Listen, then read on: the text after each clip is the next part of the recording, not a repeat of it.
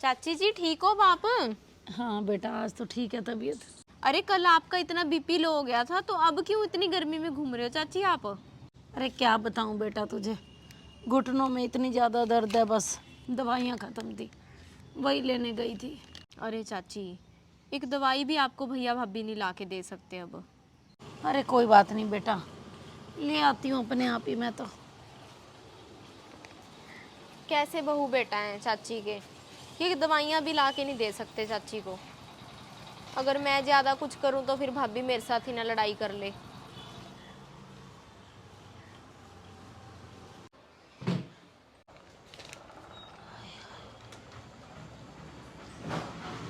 अरे बहू, ये मेरा सामान कहाँ लेके जा रही है ऊपर? मम्मी, आपके कमरे की जरूरत है हमें, इसलिए आपका सामान ऊपर चढ़ा रही हूँ। पर ज्योति, पहले ही मेरे घुटने में इतना ज़्यादा दर्द है, मैं कहाँ ऊपर चढ़ सकती हूँ बेटा? अच्छा, अब आपके घुटने में दर्द होने लग गया मम्मी जी। अब इतनी देर से आप घूम के आ रहे हो, तब नहीं घुटने में दर्द था। बस करो मम्मी जी, आपका सामान ना ऊपर रख रही हूँ, ऊपर ही रहना पड़ेगा आपको। ज्योति, मैं कोई घूमने तो नहीं गई थी बेटा इतनी देर से, वो तो मेरे घुटने में आज बहुत ज़्यादा दर्द हो रहा है। ये देख, उसी की दवाइयाँ ही लेने गई थी मैं। मेरी बहन आ रही है, उसका 2 साल का कोर्स है, तो यही रहेगी हमारे साथ। आपका कमरा इसलिए खाली कर रही हूँ, हमें ज़रूरत है, सारा सामान आपका ऊपर पहुँचा दिया है। बेटा तेरी बहन आ रही है, वो तो सीढ़ियाँ उतर चढ़ सकती है, पर इस उम्र में बेटा मैं कहाँ सीढ़ियाँ चढ़ सकती हूँ? और पहले भी तूने मेरा दूसरा कमरा था वो ले लिया, ये कह के कि हमें बड़े कमरे की ज़रूरत है, और अब मेरा सामान ऊपर लेके जा रही है। शुक्र करो, आपका सामान ऊपर ही पहुँचा रही हूँ, वृद्धाश्रम नहीं पहुँचा रही। हमारा ही खाती हूँ, हमें ही सुना रही हो। बस ज्योति, बहुत ज़्यादा बोल चुकी तू। ये घर ना तू अपने मायके से नहीं लेके आई थी, और मेरा दोबारा वही बड़े वाला कमरा खाली कर, मैंने उसी कमरे में शिफ्ट होना है।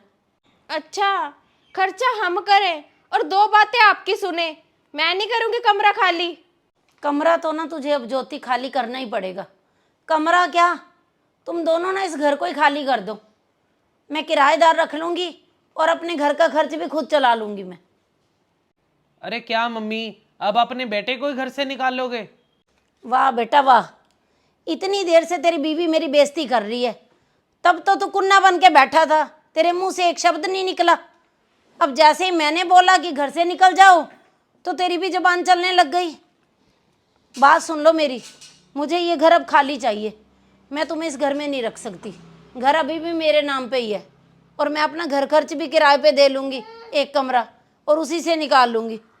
अभी तक ना बेटा मैं अकेले रहने से डरती थी, पर अब मैंने सोच लिया है कि ऐसी बेइज्जती की ज़िंदगी जीने से अच्छा ना स्वाभिमान से जीऊँगी। मुझे शाम तक ही ये घर खाली चाहिए बस। अरे मम्मी प्लीज, मम्मी माफ कर दो मम्मी हमें। मम्मी माफ कर दो प्लीज मम्मी। हमसे गलती हो गई मम्मी, आज के बाद हम ऐसी गलती नहीं करेंगे। और प्लीज तू ना सामान अंदर रख, बड़े वाला रूम खाली कर दे। मम्मी आप बड़े रूम में रह जाओ मम्मी, प्लीज हमें माफ कर दो मम्मी। हाँ मम्मी। अरे तुम बात कर रहे हो बड़े छोटे कमरे की? एक माँ के लिए तो जहाँ पे बच्चे होते हैं ना, वही घर होता है, परंतु तुम्हारे लिए एक माँ ही बोझ बन गई है घर में, कि उसे घर से निकालने के रास्ते ढूंढते रहते हो। बस एक बात मैं तुम्हें बोल रही हूँ कि घर से तो चाहे मत जाओ, पर मेरी दवाई के लिए तुम्हें हर महीने पैसे देने पड़ेंगे मुझे। किराया समझ के ही दे देना, माँ समझ के नहीं दे सकते तो 2 रोटी भी देनी पड़ेगी और दवाई भी ला के देनी पड़ेगी। बहू बेटा समझ के नहीं बोल रही मैं, किराएदार समझ के तुम्हें रखूंगी घर में।